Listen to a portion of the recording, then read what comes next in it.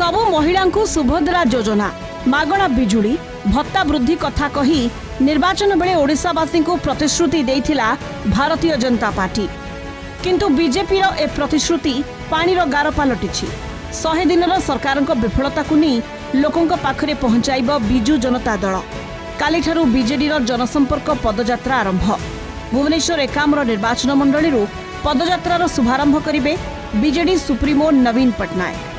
BJP सरकार रे महिला असुरक्षित, सरकार अपारगता जोगु पुंजी फेरी जाउछि। सरकार विफलता और बीजेपी मिछ विषय लोकों को सचेतन करने पाई बीजेडी निष्पत्ति नेछि।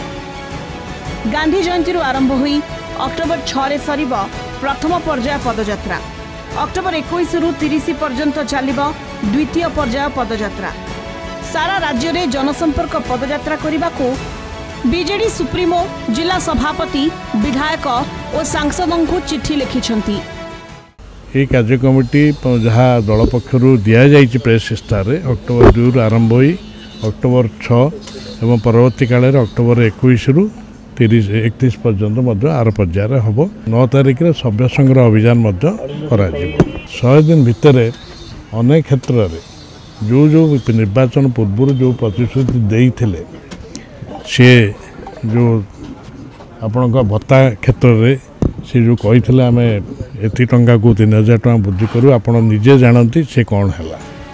गोपबंधु जयंती अक्टोबर 9 रु 2 मास व्यापी चलिब बीजेडी सभ्य संग्रह अभियान।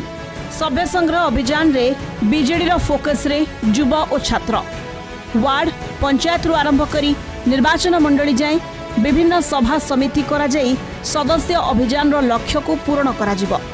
डिजिटल माध्यम रे भी सभ्य संग्रह पई प्रस्तुत होईछि ब्लूप्रिंट। कोटिरु अधिक सभ्य संग्रह पई टार्गेट रखा जाईछि। गत थर बीजेडी संग्रह करिथिला कोटिए सभ्य। पूर्वतन मंत्री अतनु सब्यसाची नायक को आवाहकत्व रे एक कमिटी गठन करा जाईछि। गत साधारण निर्वाचन रे जो जिल्ला रे बीजेडी प्रभावी प्रदर्शन करि पारि नथिला सेठारे सभ्य संग्रह माध्यम रे तृणमूल स्तर दल को शक्तिशाली करने को लक्ष्य रखा जायछि। फोकस रे युव वर्ग छात्र एवं महिला मान को निश्चित भाव में गुरुत्व दिज्व। विशेषकर यंगस्टर युव वर्ग को गुरुत्व दिज्व एवं यापी आमर जो सभापति जो कमिटीटे कर सांसद मैंने अच्छा नेतृवृंद अच्छा आम समस्त सागर कथबार्ता करी रोड मैप करूँ एवं गोपबंधु जन्मतिथि अक्टोबर 9 रु ए कार्यक्रम को आम आरंभ करें।